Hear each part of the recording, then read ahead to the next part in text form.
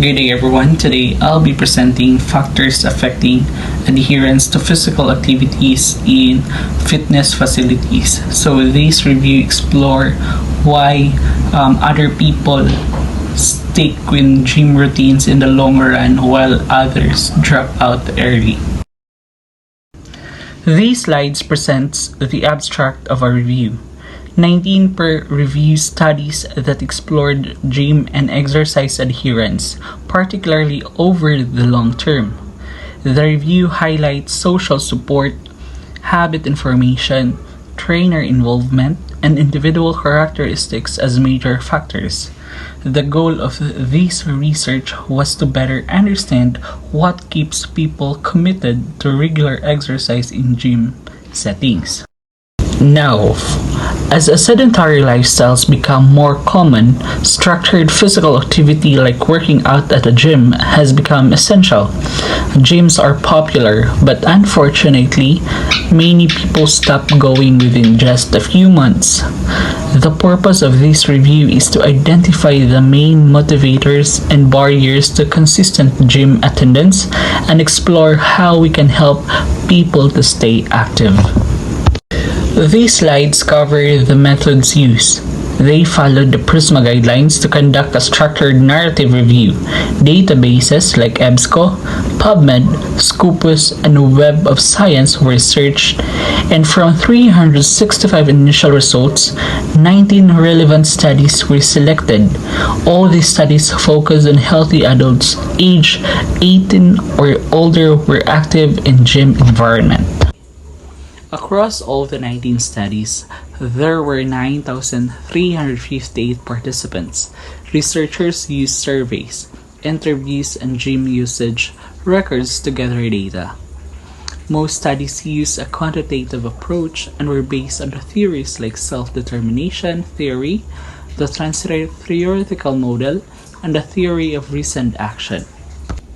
So here are the first three key findings. First, we have the social context. So social support plays a major role in exercise adherence. When people are encouraged by friends, family, or even fellow gym goers, they tend to stay more committed. Exercising with others provides not only accountability, but also an emotional encouragement and a sense of community. Group works out like fitness classes or training with a partner are specifically effective because they create shared goals and foster a positive social environment. This reduces feeling of isolation, which is a common reason people quit going to gym. Next, we have habit and past behavior. Developing a consistent habit is essential for long-term exercise success.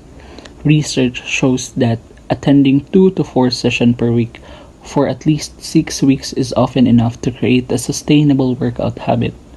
During this time, the behavior starts to feel automatic or routine. Additionally, past exercise behavior is one of the strongest predictors of future behaviors. People who have exercised regularly in the past are much more likely to continue, possibly because they already have the skills, confidence, and structures needed to stay active.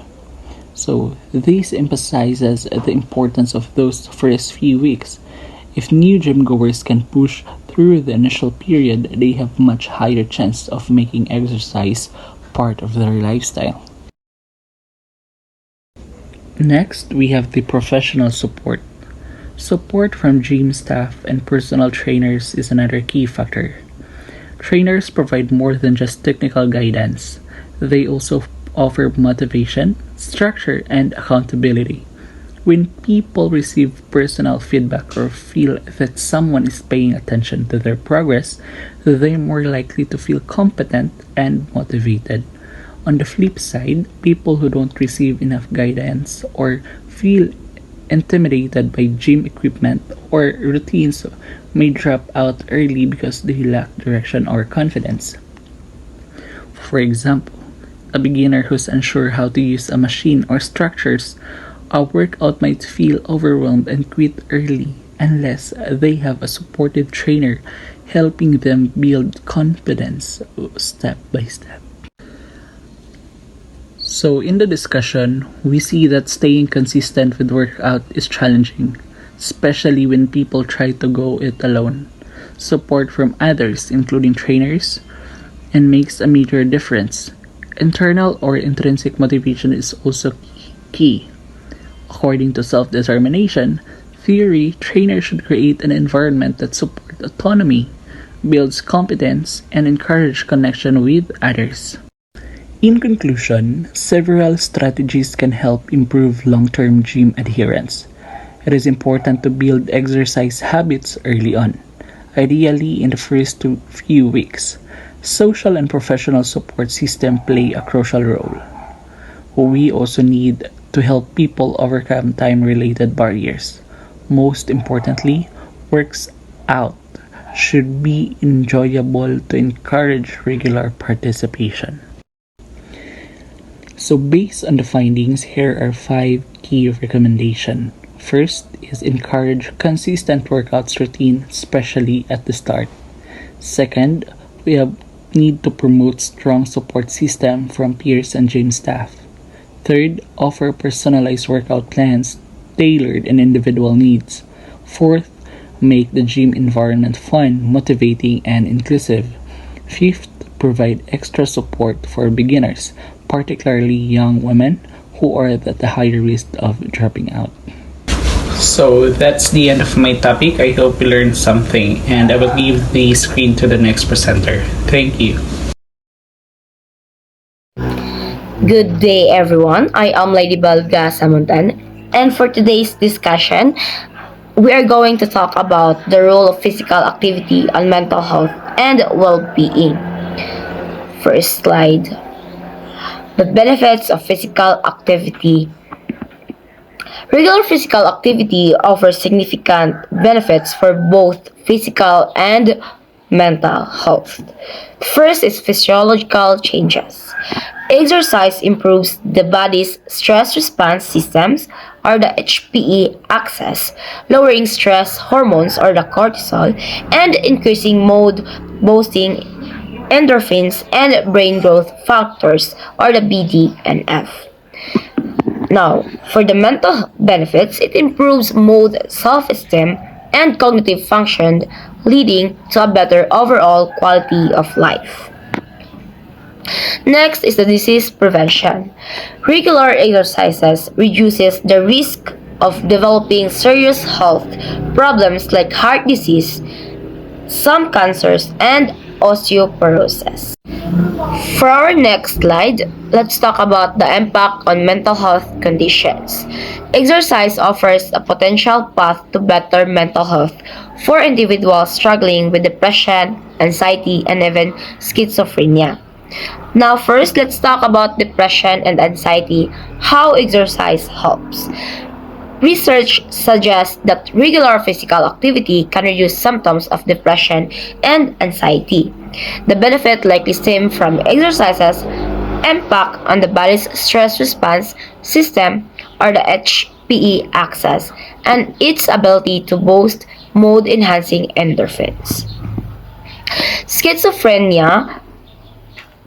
The role of physical activity in this illness is that it includes practices like yoga may help lessen the severity of psychotic symptoms experienced by individuals with schizophrenia. Now let's talk about alcohol dependence.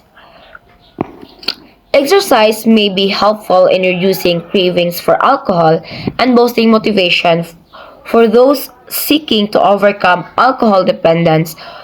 This likely involves both physical and psychological mechanisms. Also, let's talk about sleep. Regular exercise can lead to both longer and more restful sleep, especially beneficial for those adolescents and people with mental health conditions who often experience sleep disturbance. The improvement in sleep quality can in turn positively affect mood and overall well-being. For our next slide, let's talk about the effects of physical activity on the HPE axis. Physical activity has profound effects on various physiological systems, notably the hypothalamus pituitary adrenal or the HPE axis, which plays a critical role in the body's stress response. Regular exercises enhance the functioning of the HPA axis, which help regulate the release of cortisol, a hormone associated with stress. By improving this system, exercise lowers cortisol levels, which can be beneficial in engaging or in managing stress and anxiety. Leptin and ghrelin balance. Exercise also helps restore the balance between leptin and ghrelin, hormones that regulate appetite and energy balance. This balance is important for maintaining a healthy weight and metabolic function.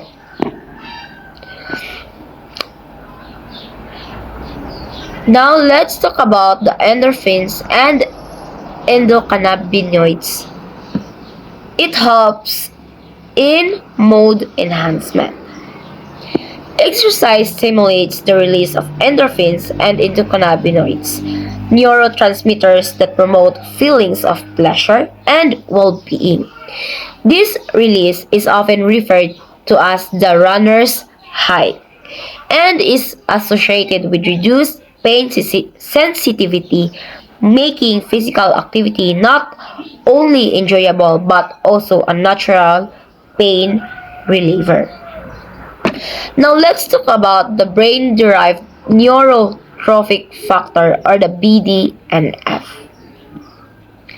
Increased levels of brain-derived neurotrophic factor or the BDNF due to exercise have been linked to neuroprotective effects, particularly in relation to Alzheimer's disease. The BDNF helps reduce the toxicity of amyloid beta, a protein associated with the pathology of Alzheimer's, thereby potentially slowing cognitive decline. Regular physical activity optimizes the levels of catecholamines such as adrenaline and noradrenaline, which are involved in the body's fight or flight response and metabolic processes.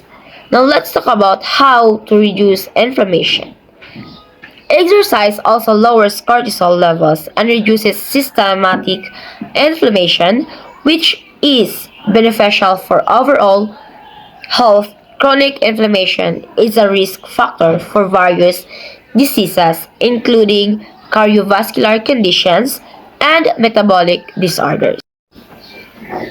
Next, let's talk about yoga and physical activity in mental health treatment.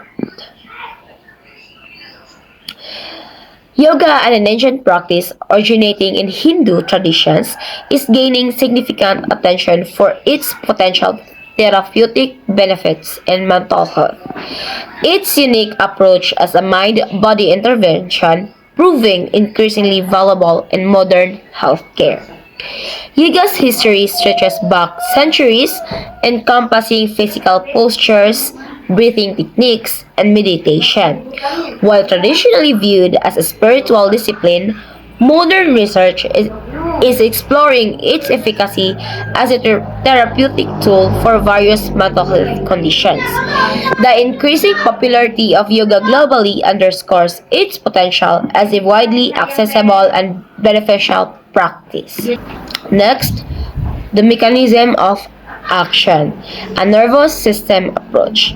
The therapeutic effects of yoga are believed to arise from its impact on the nervous system. Specifically, in the bodily function alteration. Yoga's postures and breathing exercises directly influence psychological processes such as heart rate and blood pressure. This physiological regulation can contribute to stress reduction and overall well-being. Now, yoga as a treatment of anxiety and depression. Yoga is increasingly recognized as a safe and potentially effective complementary approach for managing anxiety and depression. Its benefits stem from its unique mind-body integration, particularly emphasizing relaxation and focused mental practices. Yoga is generally considered safe when practiced correctly, making it a suitable option for many individuals seeking to improve their mental well-being. Yoga may help mitigate the negative consequences associated with anxiety and depression, such as sleep disturbances, fatigue, and difficulty concentrating. Let's talk about physical activity and schizophrenia. Now, schizophrenia's challenges.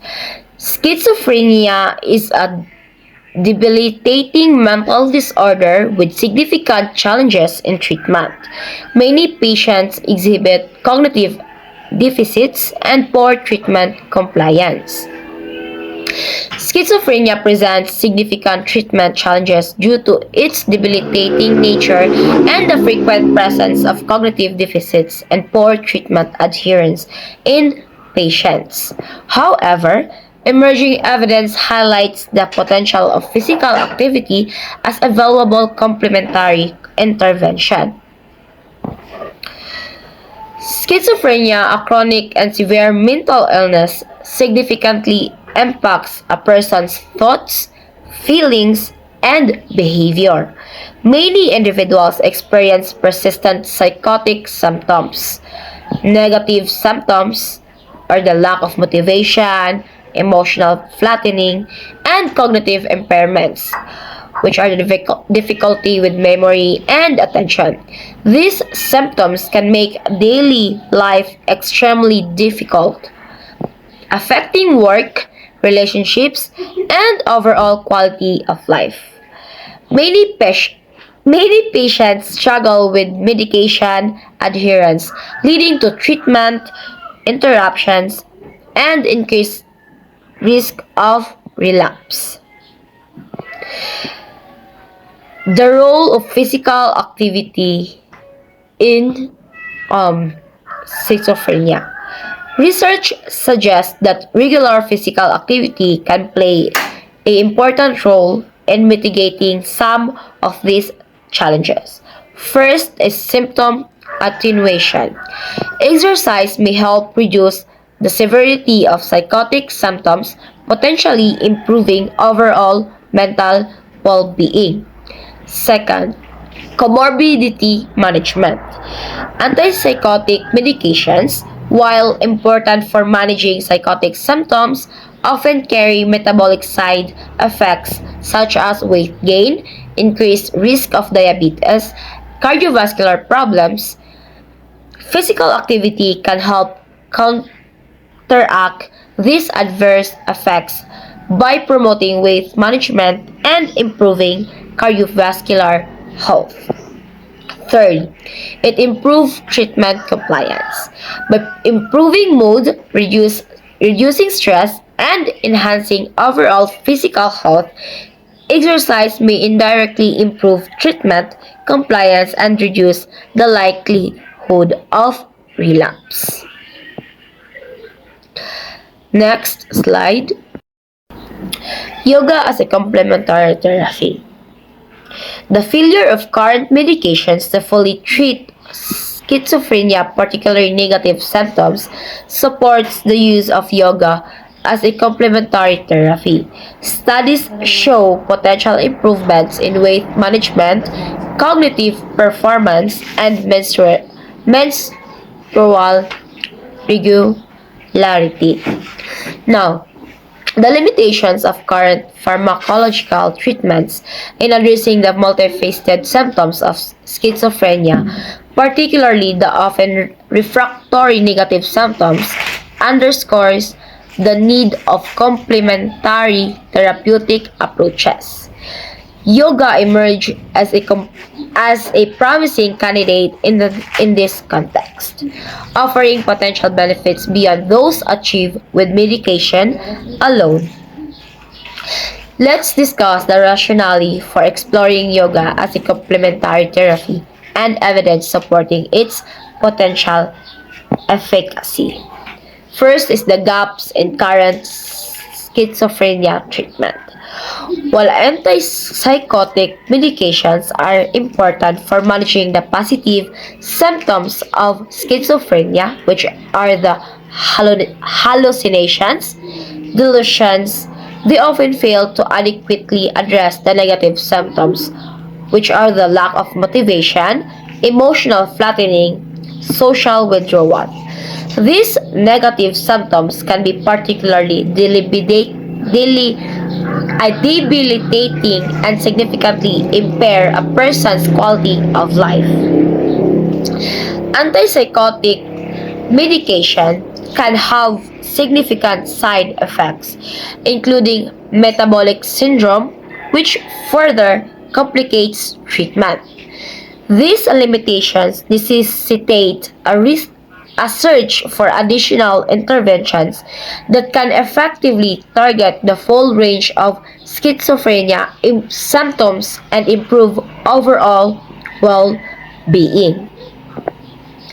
Yoga, with its mind-body approach that incorporates physical postures, breathing techniques, and meditation, may offer a number of benefits for people with schizophrenia. Now, in addressing the negative symptoms, the relaxation, stress reduction, and increased body awareness fostered by yoga may be particularly helpful in alleviating the emotional and motivational deficits associated with negative symptoms.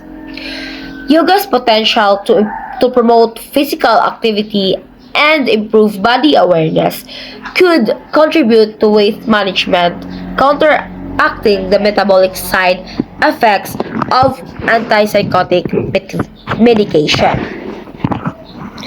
While in cognitive enhancement, studies suggest that yoga may lead to improvements in cognitive functions such as attention, memory, and executive function, which are frequently impaired in schizophrenia. Sorry. While in menstrual regularity for women with schizophrenia, the impact of antipsychotic medications on the menstrual cycle is a significant concern. Yoga may help to improve menstrual regularity. For our next slide, let's talk about the physical activity and alcohol dependence syndrome. Alcohol abuse severely harms both mental and physical health, hindering the body's ability to regulate alcohol consumption. Regular exercise offers a valuable supplementary approach to managing alcohol use disorder, influencing neurotransmitter systems and lessening the negative health consequences of alcohol abuse. For our next slide, let's talk about the physical activity and sleep. The factors influencing sleep. Several factors trigger changes in the sleep-wake cycle, which are the core body temperature, energy expenditure, metabolic rate, central nervous system fatigue, hormones and neurotrophic factor secretion, fitness level, and body composition. Sleep patterns are influenced by various factors, including body temperature, energy levels, metabolism, nervous system fatigue, hormone levels, fitness, and body composition.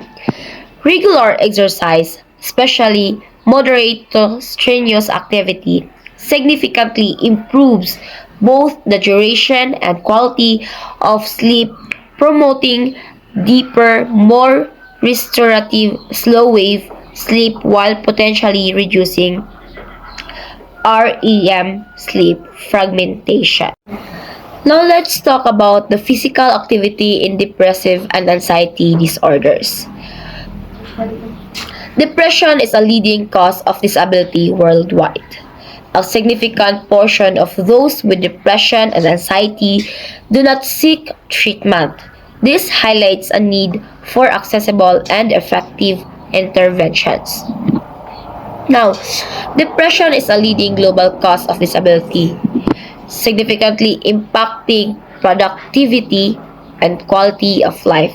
A substantial number of individuals suffering from depression and anxiety remain untreated, highlighting an urgent need for readily available and effective interventions.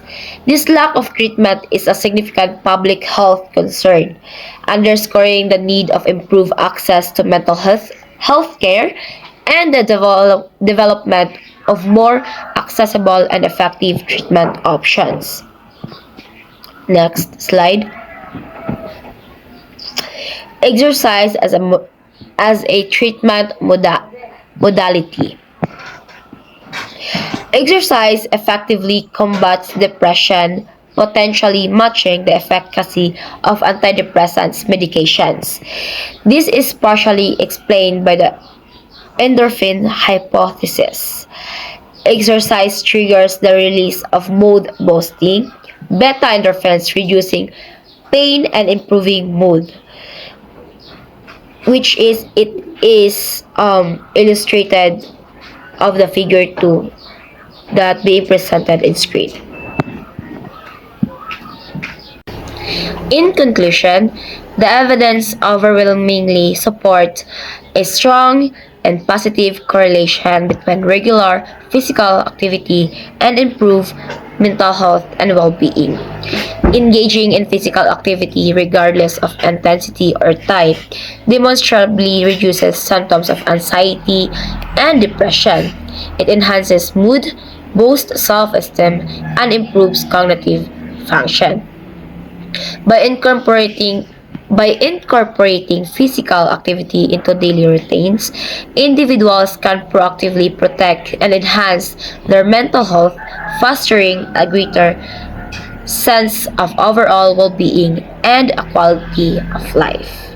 For the next topic, I will going to pass the virtual screen to teacher Princess. Hi everyone, I am Princess Demary Pelago and I'm going to discuss 5.3 Theories of Physical Activity Motivation. Now this chapter outlines 4 behavioral theories that helps explains physical activity motivation. We have the social cognitive theories, humanistic theories, and the dual process theories and maintenance theories. Now, social cognitive theories suggest that behavior is driven by intentions, which are influenced by expectations and values. And the humanistic theories focuses on intrinsic motivation, proposing that we have basic psychological needs, autonomy, competence, and relatedness. And the dual process theories describes the 2 types of cognitive influences, the reflective and the automatic. So, this theory explains how immediate desires, such as avoiding discomfort, can conflict with long-term health goals. Now, finally, we have the maintenance theories. Now, this theory explore how physical activity becomes habitual, emphasizing how consistent behaviors and psychological factors like self-efficacy can help maintain regular participation.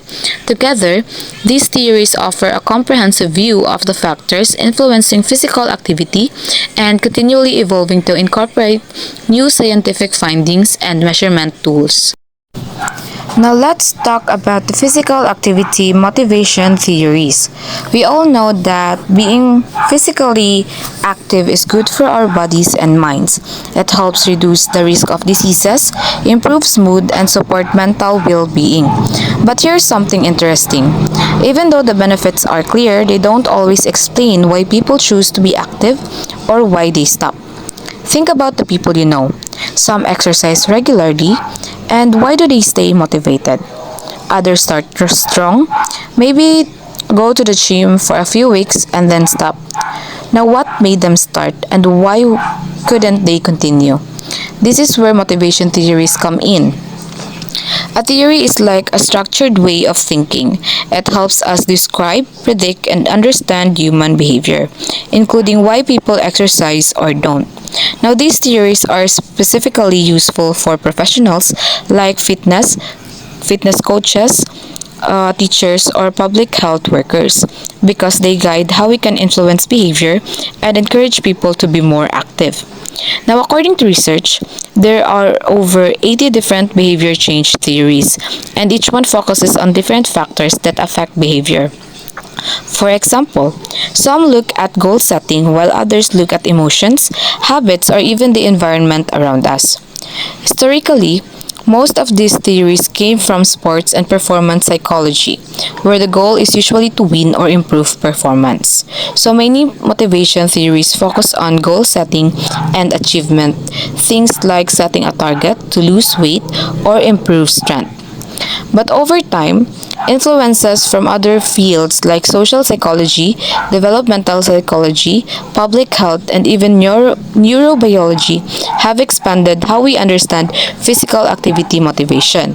We now know that motivation isn't just about goals, it's also about automatic behaviors, habits, and even our natural tendency to conserve energy. For example, did you know that humans are naturally wired to avoid unnecessary movement? That's part of our evolution.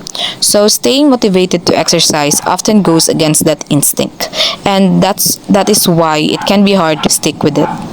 Modern theories also recognize that motivation can change from moment to moment. Some days we feel pumped to work out and other days not so much. Motivation is not always stable and that's okay.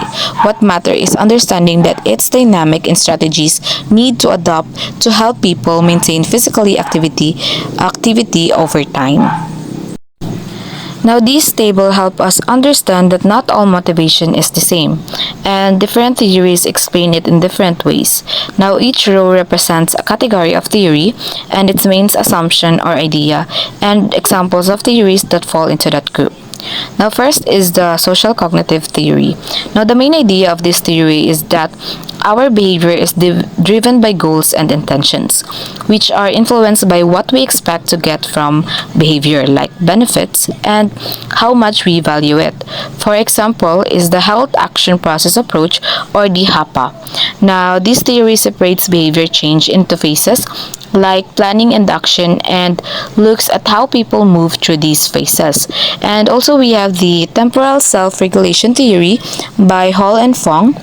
Now, this one looks at how we balance short-term rewards like resting versus long-term goals like staying fit. The next one is the humanistic theory. Now, the main idea of this theory is that we are motivated by a natural human desire to grow, be fulfilled, and live meaningfully, and not just to reach a specific goal. Now, for example of this is the SDT, or the self-determination theory by DC and Ryan. A very well-known theory that says we need to feel autonomy, competence, and connection in order to stay motivated over time. It focuses on intrinsic motivation, doing something because you truly want to, and not just for rewards. The third one is the dual process theories. Now, the main idea of this theory is that it explains that our actions come from two kinds of processes. We have the reflective processes, thoughtful and reasoned, and the automatic processes, instinctive and spontaneous. The examples of this are the hedonic motivation theory that focuses on the emotional side of motivation and how feeling good or bad influences our choices. And also another example is the theory of effort minimization in physical activity that suggested that humans naturally try to avoid unnecessary physical effort, and this can explain why being active can feel hard without strong motivation. And last but not the least is we have the maintenance theories. Now, the main idea of this theory is that starting a new behavior like joining a gym and sticking with it long term are two different challenges, and they may require different strategies. For example of this is the theoretical explanations for maintenance of behavior change. Now, these focus specifically on what keeps people going after they've started new habit like routines, support systems, and long-term satisfaction.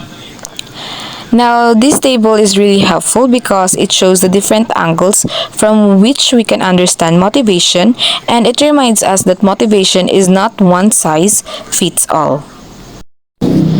Now let's talk about the social cognitive theories. Now these theories explain that our behavior, especially in relation to physical activity, is mainly driven by our goals and intentions.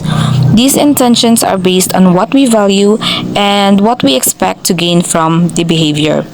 This theory views individuals as active decision makers, people who guide their own actions based on reasoning and choices, because it emphasizes deliberate decision making.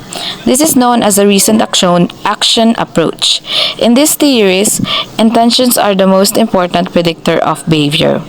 A goal is the outcome we aim for, while an intention is our belief about whether we will actually perform the behavior. Intentions can be broken down into two parts. We have the direction, this is the what, how, or whether to do the activity, and the strength, it is how committed we are doing it. However, research has shown that intentions don't always lead to action. This is called the intention-behavior gap. For instance, in physical activity research, more than half of the people who intend to be active don't follow through.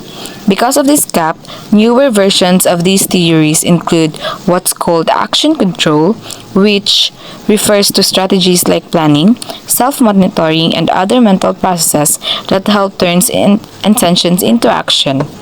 Now, one example of an updated social cognitive theory is the Health Action Process approach, or the HAPA. HAPA explains motivation in two phases. We have the motivation phase, where intentions are formed, and the volition phase, where those intentions are turned into real behavior. Between these phases, a shift in mindset occurs, and various internal and external factors, such as confidence, planning, and environment, can help or hinder the process of following through. Overall, social cognitive theories help us understand not only why people plan to be physically active, but also what helps them act on those plans. Now, this table shows that Health Action Process approach, or HAPA, explains how people develop and maintain healthy behaviors like physical activity through two main phases: motivation and volition. In the motivation phase, individuals first go through the non-intentional stage, where they have no intention to be physically active.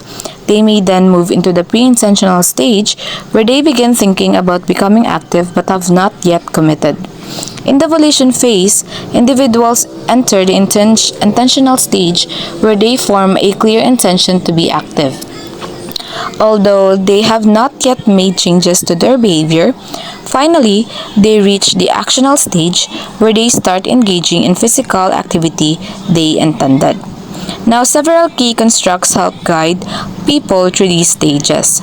First is the task self-efficacy, that refers to a person's beliefs in their ability to start being active given their current situation, while outcome expectancies involve weighing the positive and negative results of becoming more active. Risk perceptions are the individual's view of the health risk they face by not changing their behavior.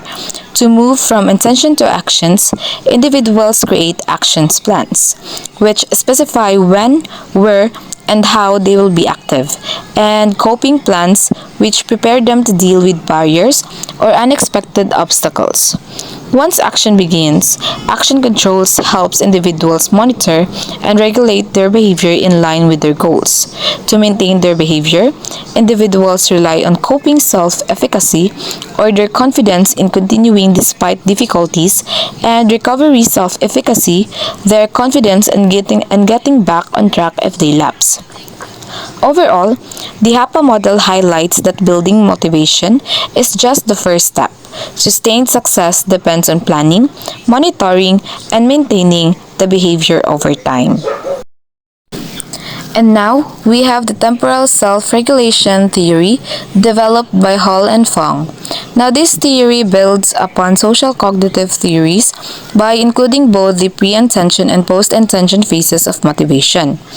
It explains not only how we form intentions, but also why we might or might not follow through with them.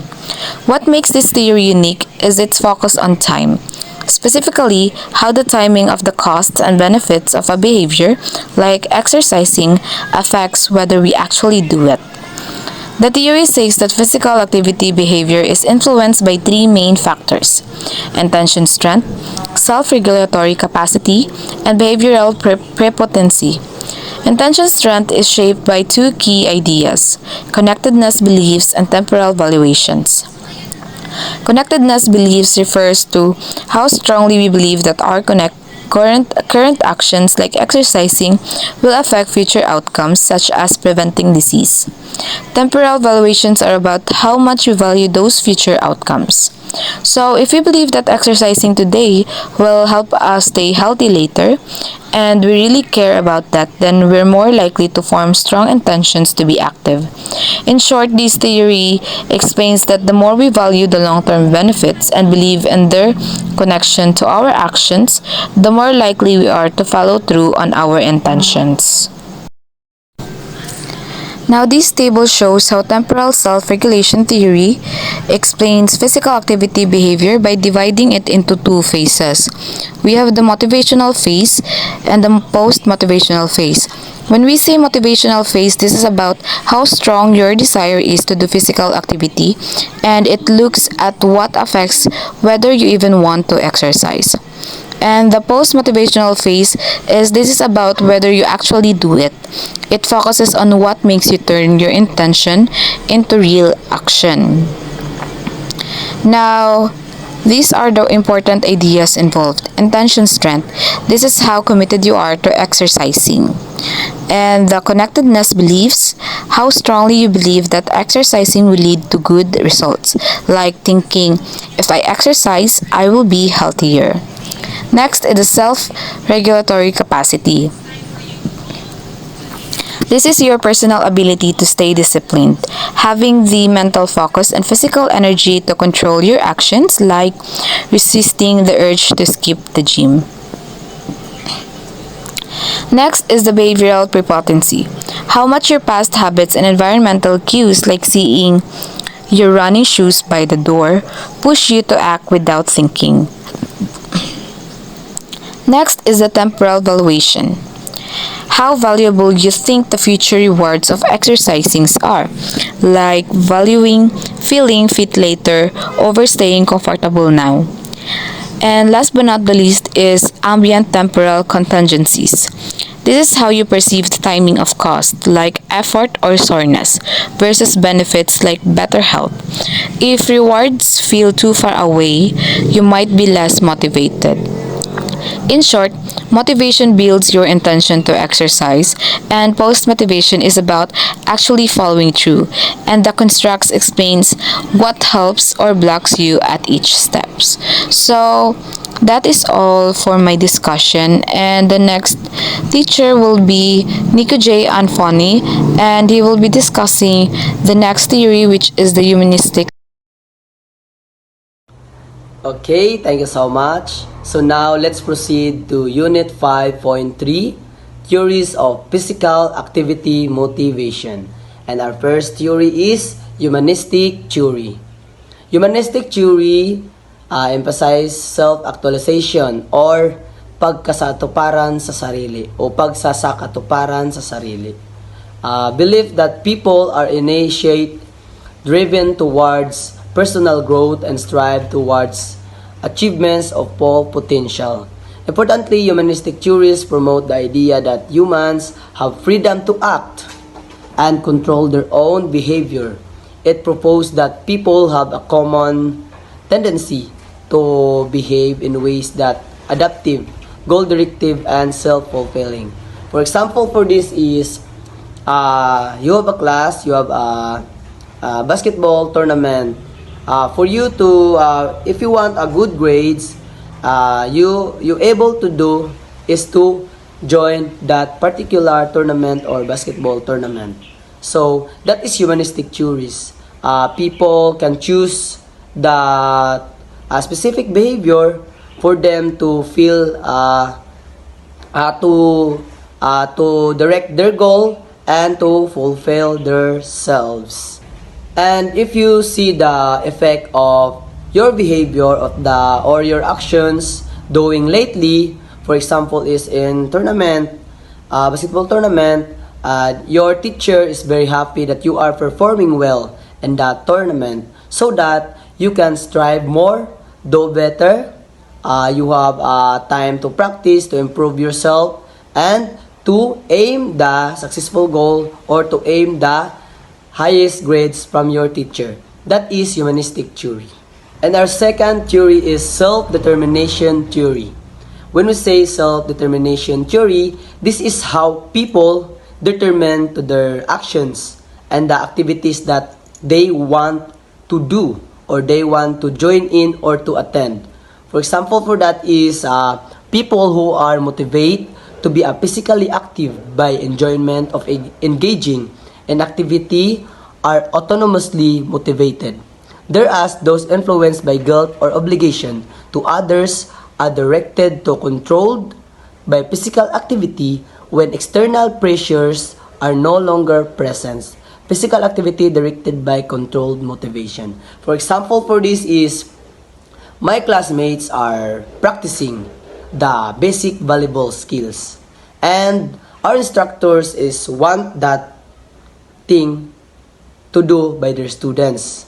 Our instructors is happy when we see my classmates playing basketball, and for me to feel engaged or to feel appreciated by an instructor, I am going to join to my classmates and practice, so that my motivation is to make my instructor happy and to make them realize that I am doing better and I am doing the task that my instructor is going to do. Another example is my motivation in attending volleyball is for me to not have a fail grades, for me to learn and for me to explore that specific sports or volleyball. That is self-determination theory. This is talk about how you determine you are by doing any activities or any scenarios of your life. And in this table, you can see the self-determination theory table. We have the motivation, regulations, and basic psychological needs. In motivation, the no motivation or intention to engage in physical activity. Ang motivation is you want ba to enjoy the physical activity, you want to join ba or not. Then extrinsic motivation, motivated by external factors not related to the physical activity or self. When we say extrinsic, it is the motivated ka but dili siya related sa physical activity sa imong self. Dili gyud imong self gyud, like extrinsic lang siya, like galikay ra ka sa mga consequences, sa mga punishment nga yatag sa imo kung dili ka mag-perform ana nga skills. Then ang intrinsic motivation is motivated by internal reward, personal growth and enjoyment and physical activity. When we say intrinsic motivation, this is the you do things because you want to learn, you do things because there have a reward and there are personal growth and enjoyment. You do things because you enjoy the things. You do things, you do practice for your growth, and that is the intrinsic motivation. And in regulations, external regulation motivated by external reward or punishment. na-motivate ka magbuhat og things tungod sa external nga reward or external nga punishment.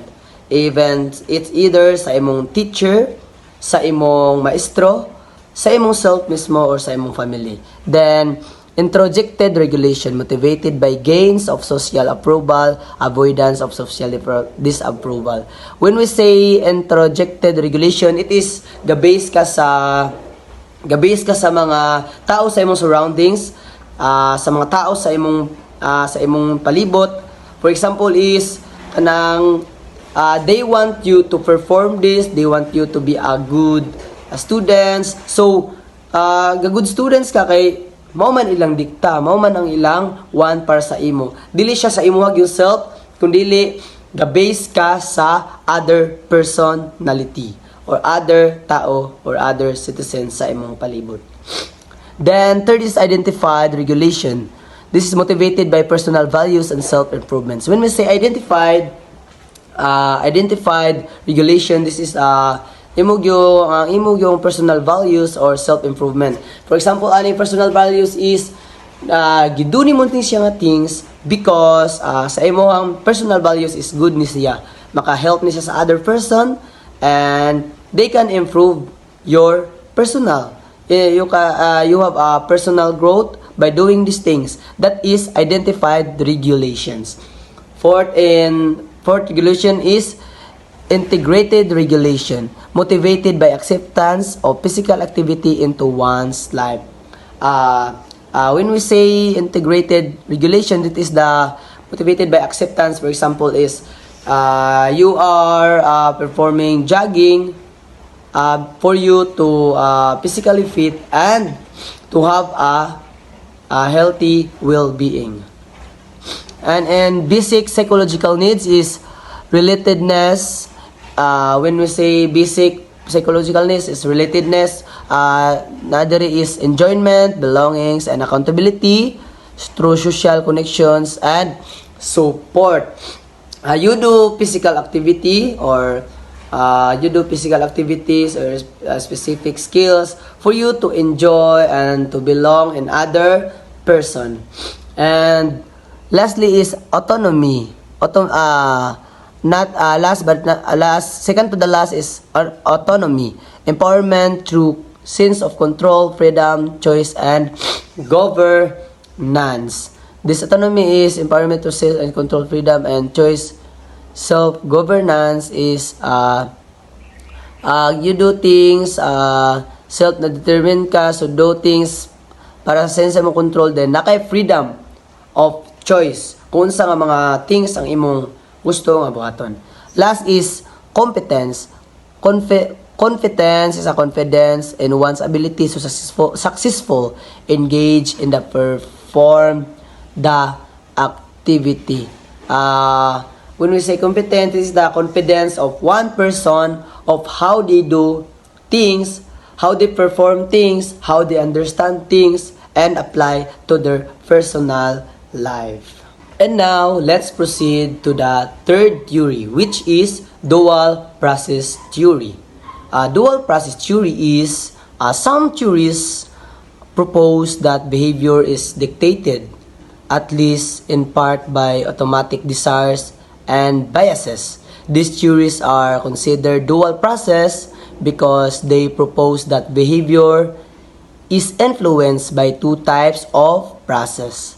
The first process is reflected process, which is the deliberate, effortful process that translates into our reasoned action. And the second process is automatic processes, which are rapid, sometimes non-conscious, not dependent on cognitive resources.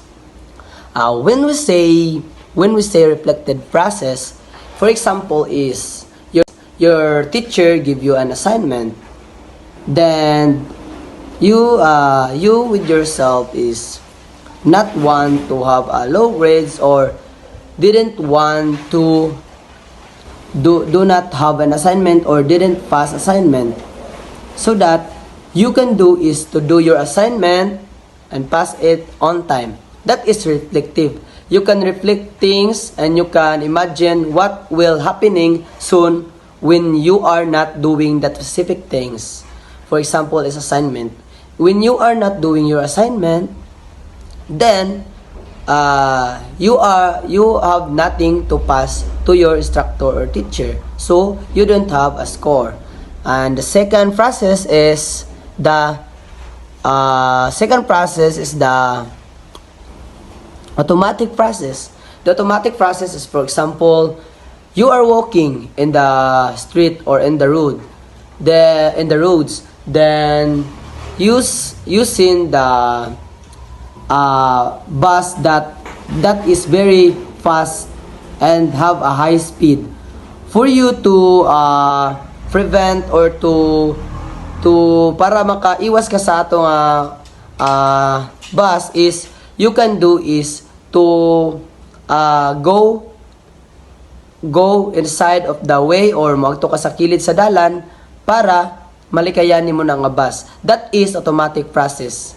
Dili na siya bitaw diretso nga mo, dili pa siya dependent pa sa imong cognitive, dili pa ka non-conscious siya usahay, dili siya dependent sa imong cognitive nga resources, but we can say that kana bitaw automatic na siya nga response sa imuhang body while you are performing the things.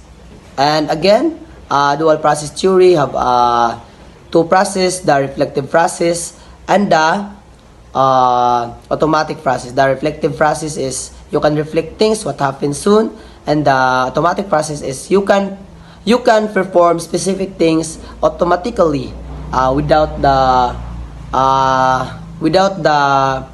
reasoning and without the control of your cognitive or mind. That is dual process theory. And let's go to the last theory, the theory of hedonic motivation. The theory of hedonic motivation. This theory is whereas reflective motivation is based on cognitions about experience and physical activity and values and expectations about physical activity. For example, is myself. I want to jogging 4 a.m. o'clock. Then I want to do jogging, perform jogging for me to have a fit and healthy body. Then, and 4 p.m. we know that dili pa kay hayag ang dalan, then ngit-ngit pagid siya. So naagi mga possibilities nga delikado, naay mga iro, naay tunok na dili mo makitaan sa highways or sa dalan, so that akong gibuhat is dili kay alas 4 mag jogging. Ako siyang ipaabot nga mohayag-hayag na like 5 a.m. so I can do jogging. This is the hedonic motivation is based on your experiences in life. Then and if sa una naka-experience ka og bad kay gibuhat mo ni nga things, so karon naka-reflect na ka nga dili day na siya maayo nga buhaton, so imo na siya i-change. You can change the specific activity or actions or schedule for your jogging so that you can prevent any injuries or any uncertain nga panghitabo sa imuhang pag-jogging. And this is the table of hedonic motivation. As you can see, we have a cue or psychological process and influential variables. When we say cues, this is the cues or mga something ay mo nang kakita nga mga signs pagbuhat nimo sa any activities, stimulus or contextual triggers on the concept of physical activity that initiate the motivational processes underpinning movement. That is cue. The sign or the start of how you doing things. For example, for that is track and field. I am running in track and field, or you are joining a track and field tournament. So for you to not have a false start or to not disqualified, you need to follow the signals of the referee or the director of or the starter personnel of track and field. So when we count, ready, sit. When you hear that sound, that is example of cues or example of cue. Like you can, in your perception, you can hear something so that you can start running. That is cue. Then psychological processes. When we say psychological processes, it is the process of your perception. We are stick to in track and field. In track and field, it's better to have a common sense of process of mind in attending track and field tournament. That is psychological processes. You need to psycho the happenings of your surroundings. Then influential variables. The situation context factors is surrounding context that might inhibit or facilitate physical activity behavior. The surrounding context exhibit physical activity behaviors. The situational context, for example, is when you go to gym. In gym, of course, you do physical activities like dumbbell, barbell, push-ups, bicep curl, because that place is for that activity. When you go out at the dance club, so you can do dancing because that is dance club. That is example of situational context. It depends on the situation, places, and what the things you are going to do. Then self-control situation. And this hedonic motivation, it includes self-control situation, the circumstance in which hedonic is reflective motivation are opposing and people may elicit self-control, act line with reflective motivation, overcome hedonic motivation. You have to control yourself by doing any specific activities for you to mapalayo ka sa harm and mga injuries. Then other people can respect you because you are doing good things. And decision, determine the winning influence doing physical activity versus not doing physical activity. In decision, you have to have a good decision and doing physical activities. For example, for that, when I am doing jogging, I have a physically fit body. When I am not doing jogging, maybe I experience obesity or unhealthy lifestyle, then I have many diseases for me. That is decision. You have to choose a right decision. And access, opportunity or lack opportunity. This access is opportunity or lack opportunity to perform physical activity. And in performing physical activities, you need to know that you have an access ba or wala. If you are access, like for example jogging, if naka-place nga madaganan, like safety siya, naka-shoes is, this accessible ra mo ang jogging place and maka-perform ra ka jogging. Pero not accessible siya, so you are better to do is to behave and do any physical activities except for jogging because jogging is not accessible anymore. So that's all for my part. Thank you for listening. My topic is about theory of minimization and physical. So, what is the theory of minimization and physical activity? Suggests that humans instinctively seek to reduce physical effort to conserve energy, influencing their tendency toward the inactive based on individual traits, behavior, and environmental cues. So, this theory posits that humans are evolutionarily programmed to seek energy conservation throughout history. Our ancestors developed preferences for actions that require minimal energy expenditure, ensuring they had enough energy for essential survival tasks. So this tendency can lead us to avoid strenuous physical activity in our modern lives. So, chapter overview. This chapter outlines 6 theory of effort, minimization, and physical activity. So, let's talk about cues. First is movement-related cues act as a contextual triggers for initiating movement based in our behavior. So, these cues include the decision to sit, stand, or engage in varying intensities of physical activity.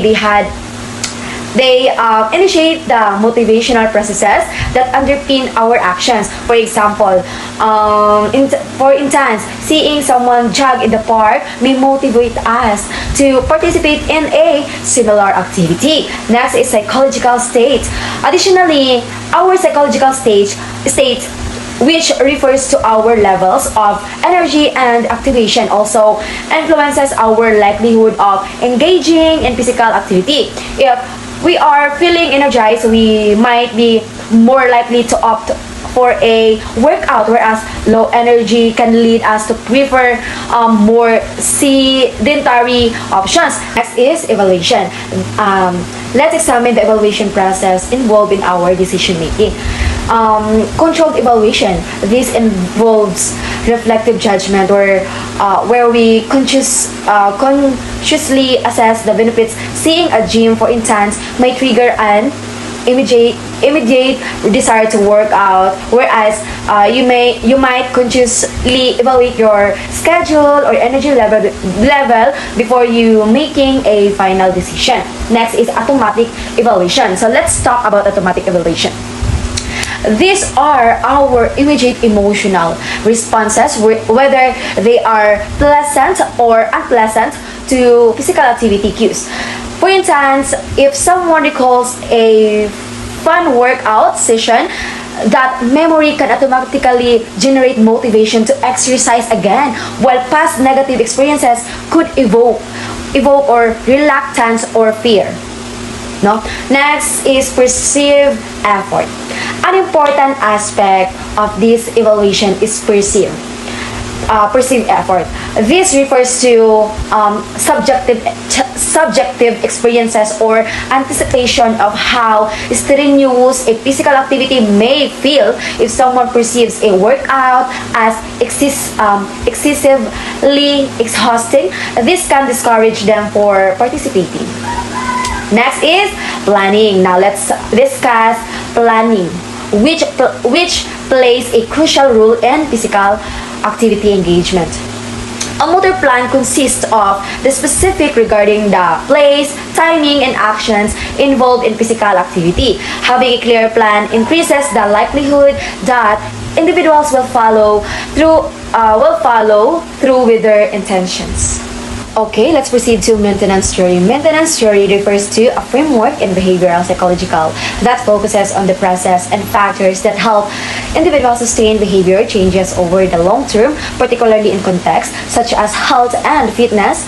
Unlike the initiation, which deals with motivation and factors that lead as to the onset of a behavior, starting exercise program, maintenance theory examines what supports to the continued practice of that behavior despite the various challenges.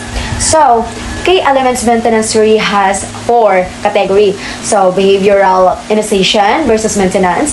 Second is barriers and challenges. Third is behavioral options and potentials. Fourth is contextual influences. So, first, let's discuss first the behavioral initiation versus maintenance. So, it differentiates between the factors required to start a new behavior and those needed to maintain it over time. Next is barriers and challenges. It recognizes that individuals may face various barriers such as illness, life changes, or motivational fluctuations which can interrupt their ability to maintain a behavior. Next is behavioral options and potential.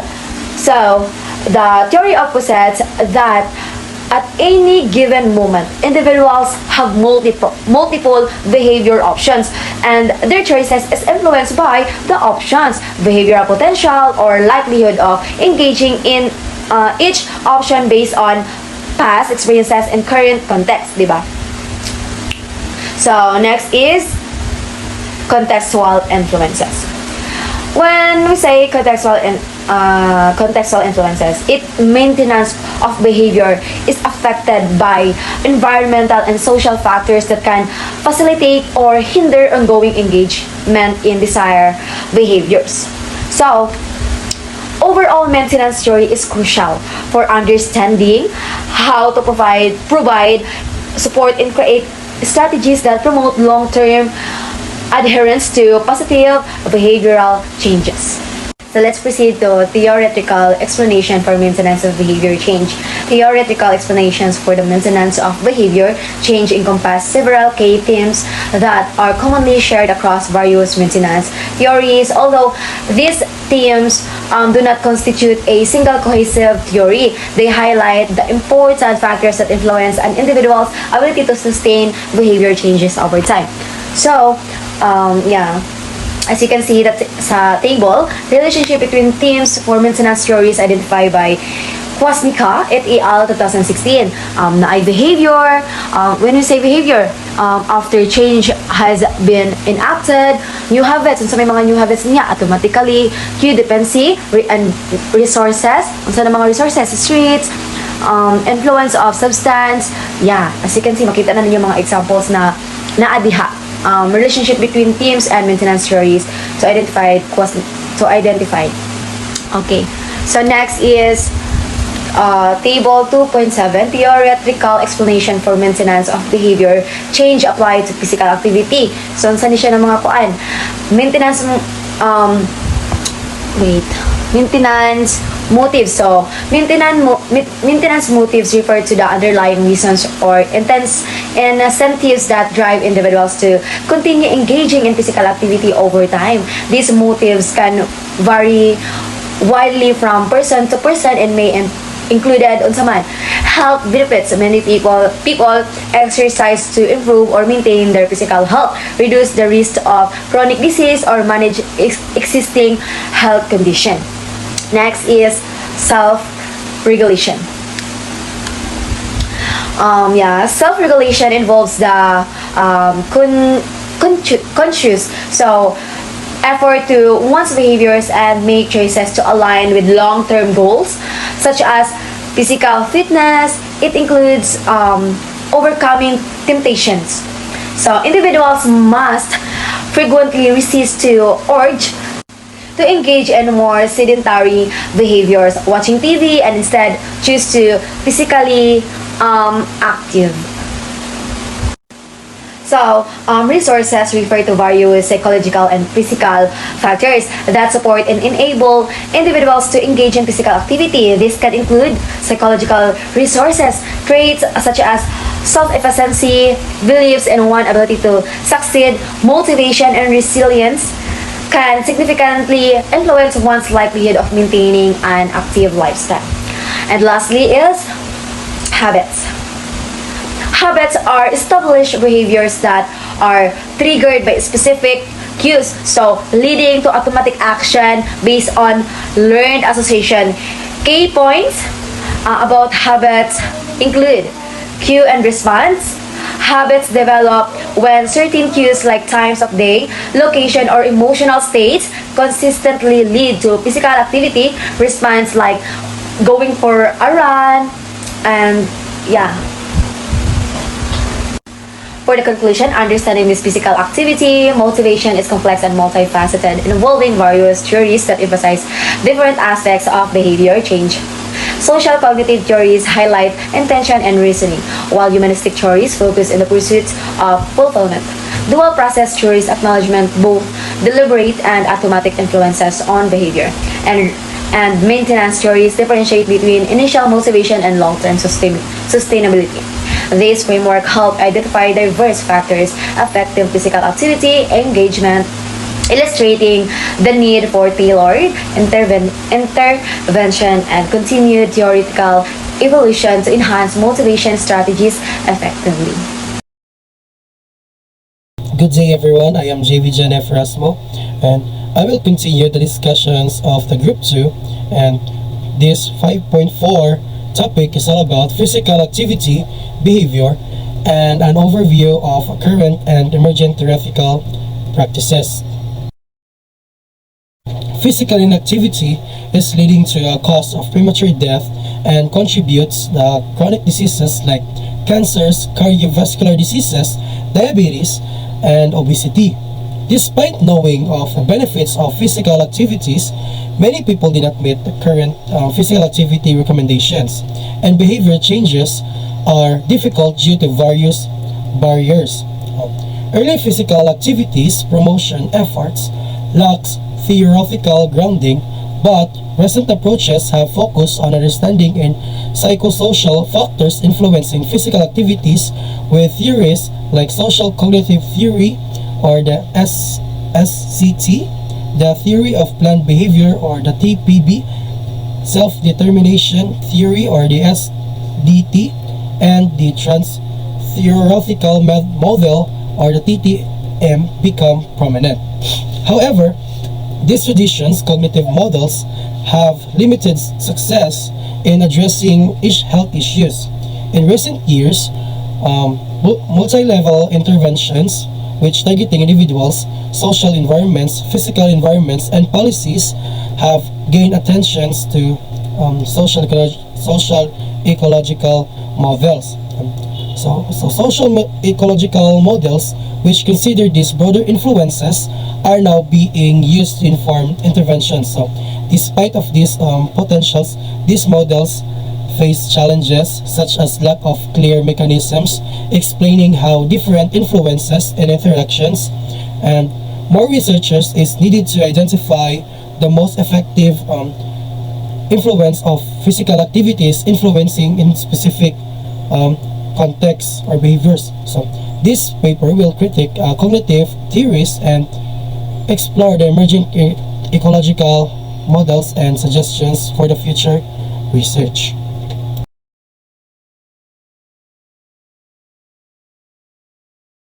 Current theoretical practices with physical activity.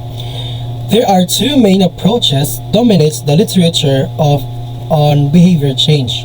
We have the stage-based model and the cognitive-based model.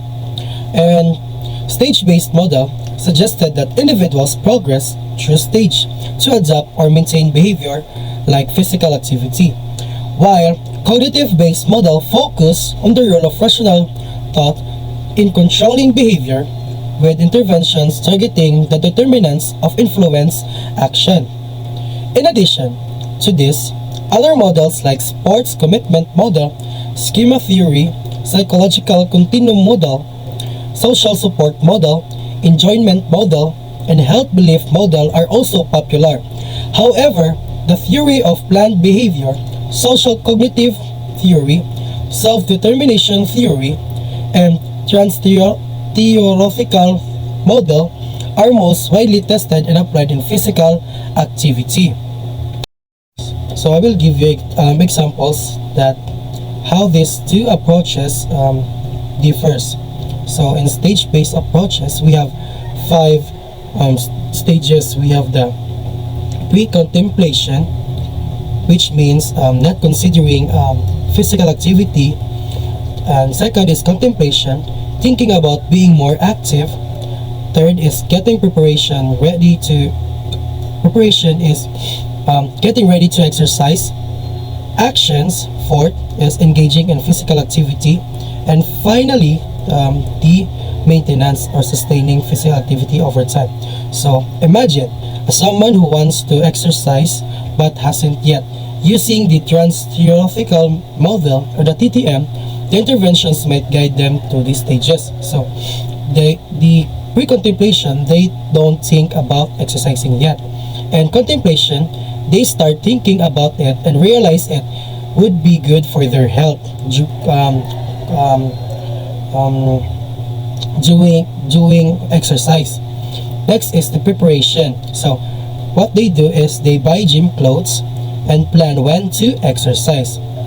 The fourth is action. So they start exercising regularly, and last, the maintenance, they continue exercising for several months. So that is the stage-based approach.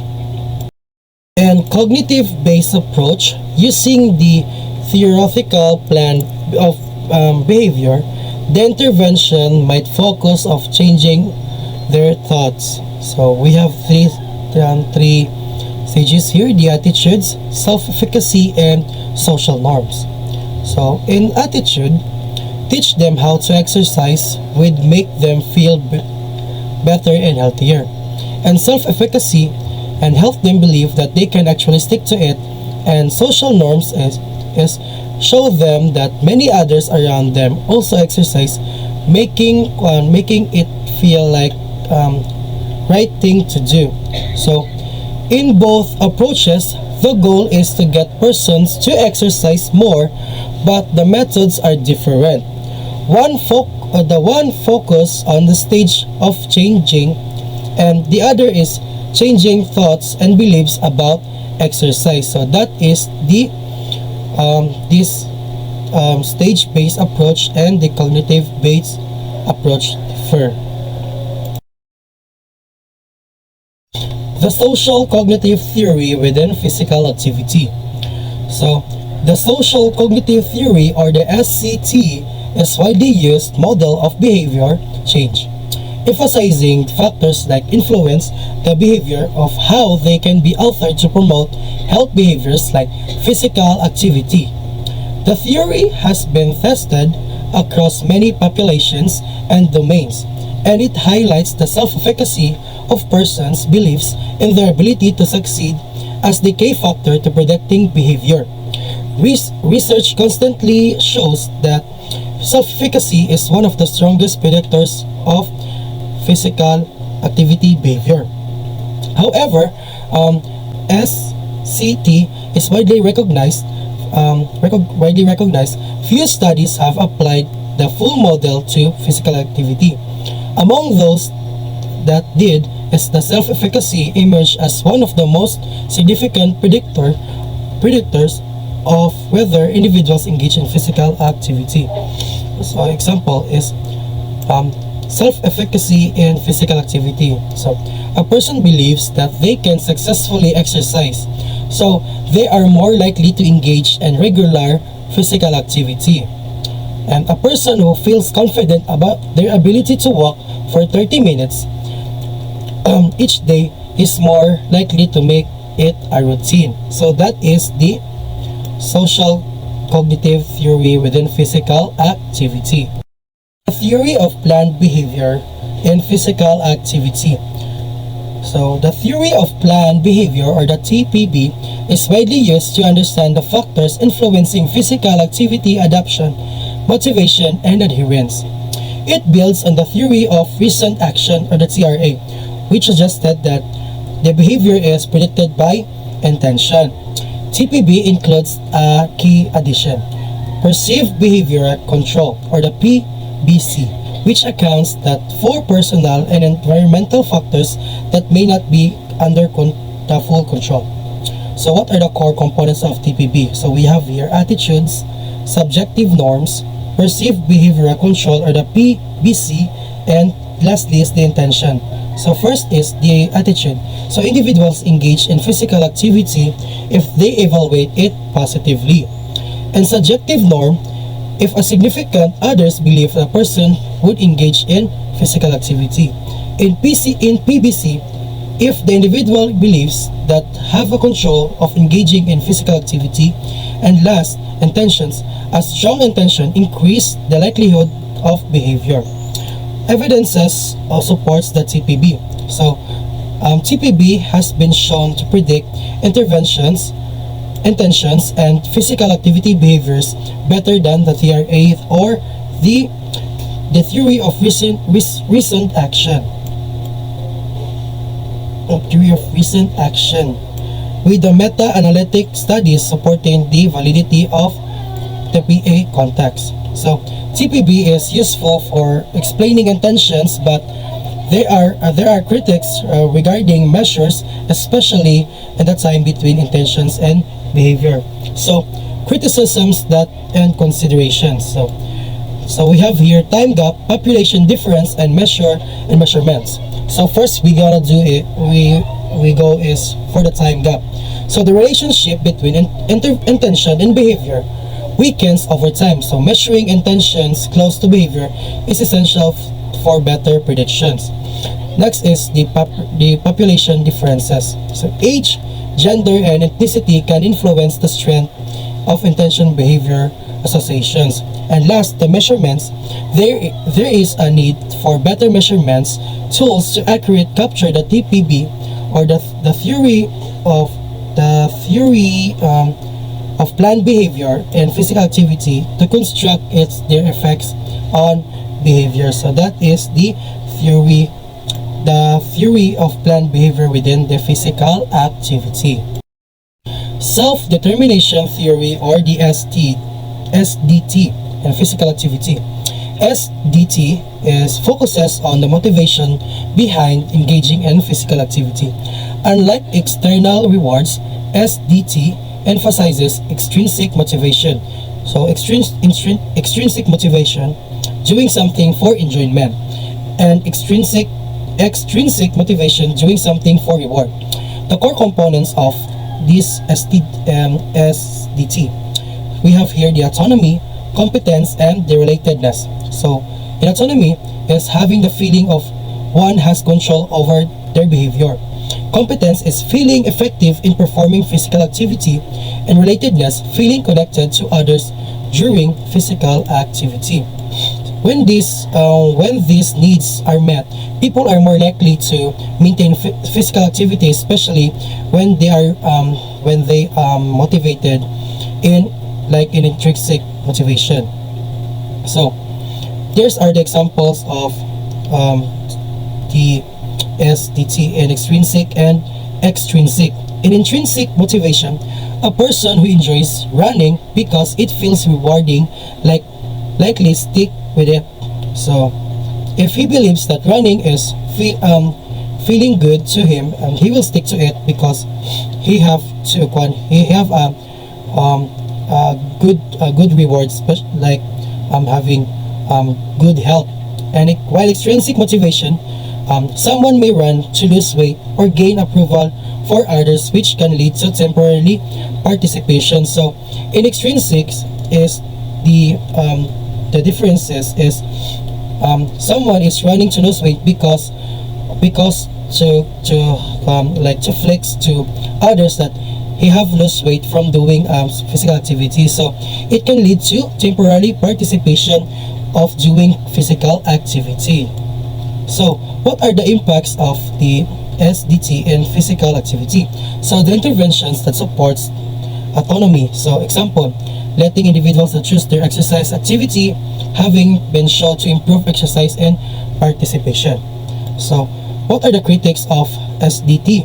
So some studies using correlation designs rather than experimental methods, making it hard to establish causality. So more research is needed to understand how SDT cannot be applied for long-term exercise programs and how this influence to other populations. So that is the SDT is all about. The next topic is all about the trans-theoretical model, or the TTM, in physical activity. So TTM is a stage-based approach used to guide behavior change, especially in physical activity.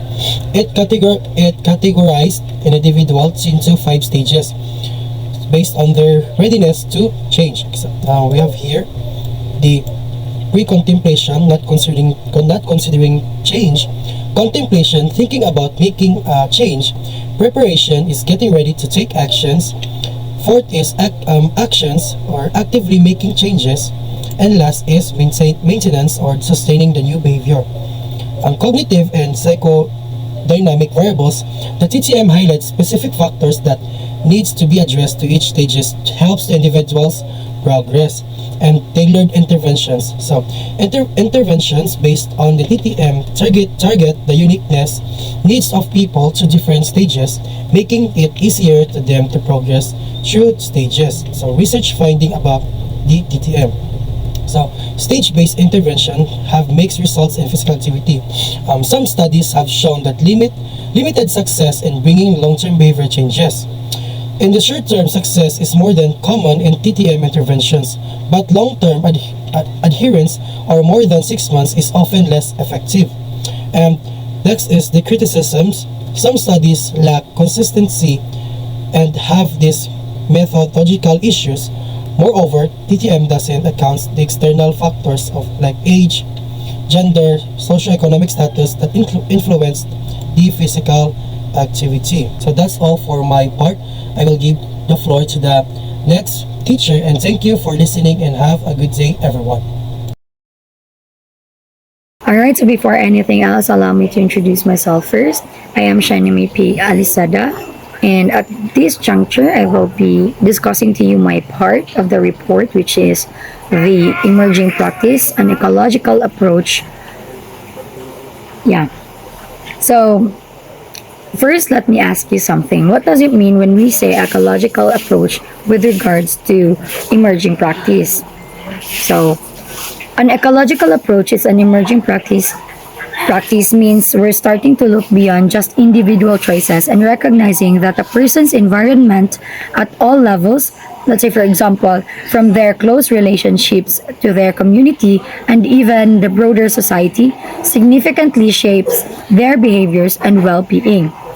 And interventions based on this try to create supportive environments for positive change rather than solely focusing on changing the individual. And now, allow me to introduce to you the limitations of traditional individual focused models.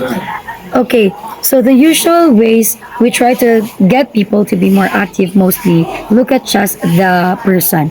They think if we change what someone thinks, they'll move more. But they often forget that where people live and who they are around really matters too. These usual ways also think that changing habits happens in clear steps like following a recipe. But it's not that simple. Just telling people what to do at each step doesn't really help them stick with it for a long time. Plus, these plans act like we can know exactly what will happen, but we can't. Look at how many people still struggle with being healthy. Even with all the advice, it shows that getting people to be active is way more complicated than just changing one person's mind. We need to think bigger than just the individual. For a long time, when we wanted people to be healthier, we mostly focused on trying to change them as individuals. We looked at what they knew, what they believed, how motivated they were. We thought if we could just fix what was going on inside their heads, they would make better choices like being more active. These old ways of thinking also assumed that changing behavior was a pretty straightforward process, maybe even a step-by-step thing. And they kind of thought we could plan everything out perfectly and know exactly what the results would be. But when we look at the real world, especially things like ongoing problems with obesity, it's clear that this individual focused approach isn't cutting. People's health behaviors aren't just about their personal thoughts and feelings. What we've come to realize is that getting healthy is much more complicated. It's not just about the individual. It's about all the different layers around them. This includes their family and friends, the places they spend time like work or school, their community, and even the rules and laws in places. All of these things can make it easier or harder for someone to be healthy.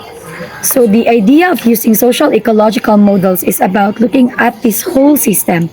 Instead of just trying to change the person, these models say we need to look at all these different levels and how they interact. And by understanding all these influences, we can create better ways to help people be healthier. This might mean not just talking to individuals, but also making changes in their communities, workplaces, or even at the policy level.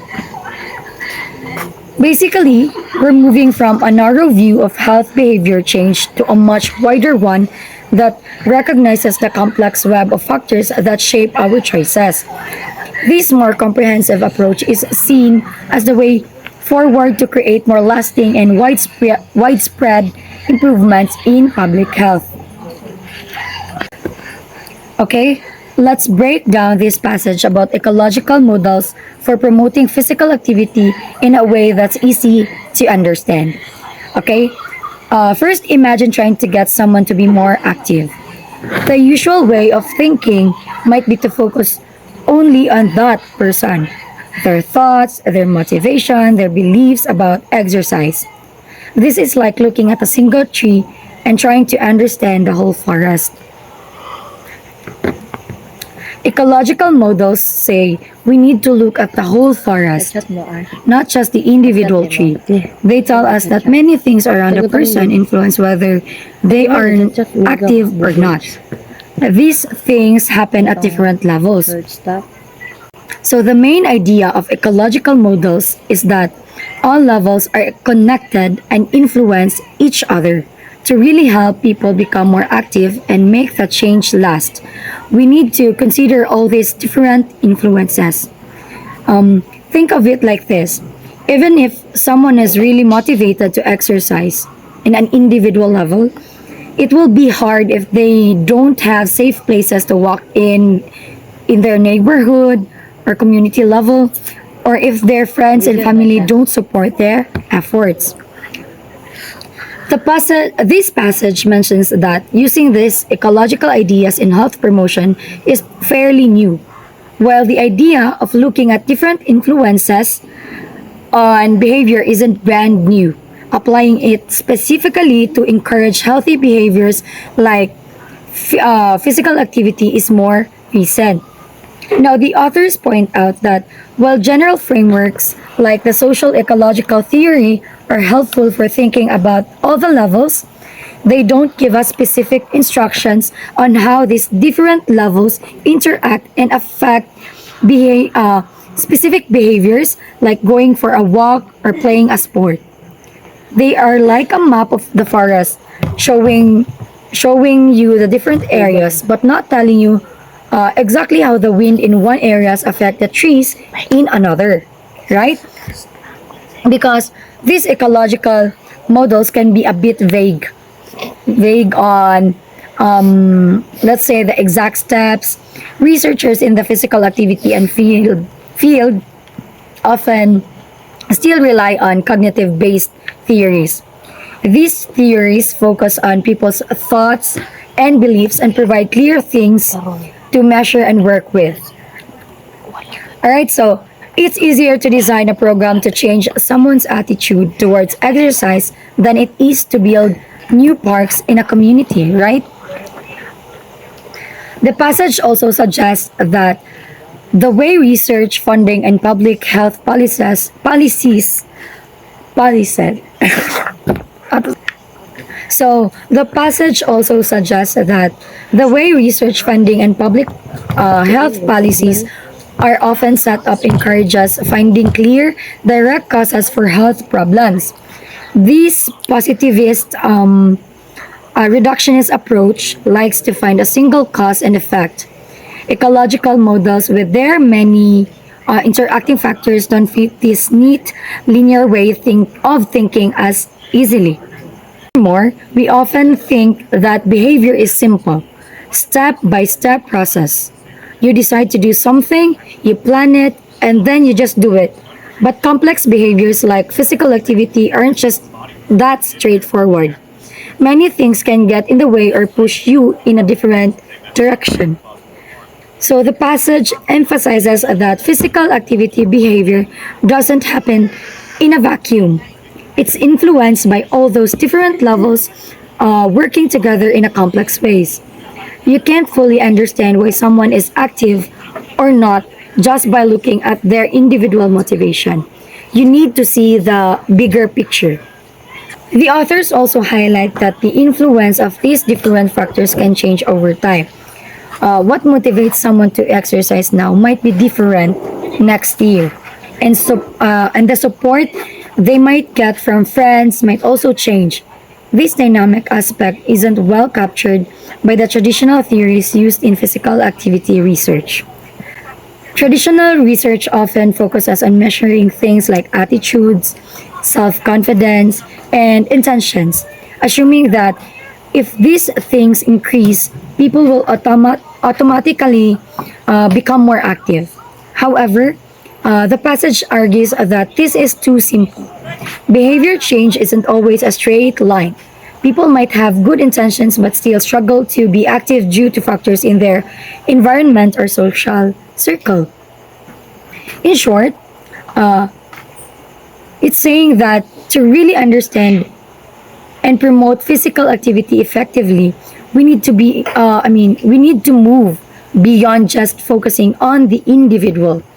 We need to consider all the different layers of influence, from personal beliefs to community resources and societal norms, and how they all interact in complex ways. This is a more challenging approach, but likely a more realistic way to create a lasting change. Right? The idea that physical activity adoption is simple, linear process, think, decide, act, definitely falls short when we look at the real world, right? People's lives are messy and complex. They're juggling work, family, social lives, unexpected events, fluctuating energy levels, and a whole host of internal thoughts and feelings that can change from moment to moment. Imagine someone intends to go for a run after work. On paper, it seems straightforward. But what if their boss asks them to stay late for an urgent task? Or let's say, for example, their child comes home feeling unwell and needs extra care, right? So each of these factors and countless others can act as a tiny nudge or a significant barrier, completely derailing even the best intentions. It's not a faulty switch in the person's brain. It's the dynamic interplay of a multitude of factors that are constantly interacting and influencing one another. Now, this chaos and complexity perspective highlights that small changes can have big and predictable effects.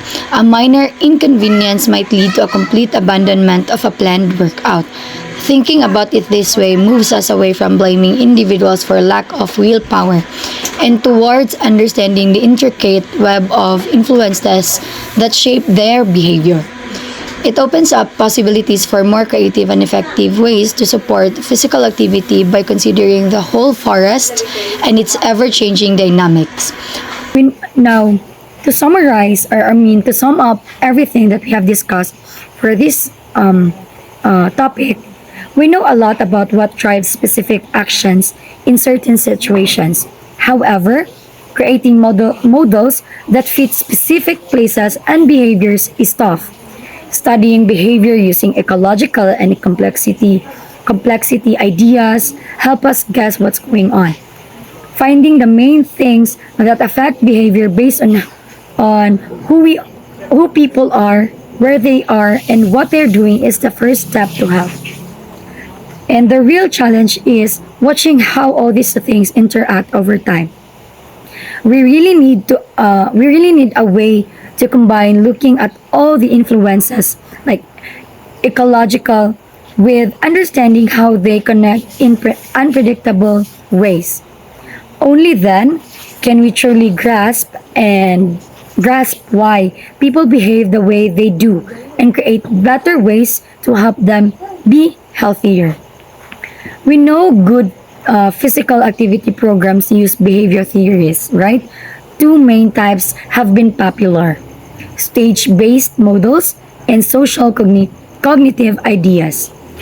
These have helped us understand why people do or don't exercise. But it's clear that individual thoughts aren't the only things that matter. We're realizing that changing health habits is complicated and has many layers of influence. Because of this, researchers are using ecological models which look at individual, social, and policy factors. However, we don't have clear models showing how these different things interact to affect behavior. So researchers are using current data to figure this out. It looks like physical activity research is starting to shift towards understanding complex behaviors with complex solutions. Other health fields are using ideas like complexity theory, but we need a way to combine the all the influences view with the how they interact view in physical activity research. Now, for future programs, should use complexity theory to make them better. This will be important for tackling inactivity and obesity and truly understanding why people do or don't get active. All right, so I hope that you have learned a lot from this discussion. That would be all. Thank you so much.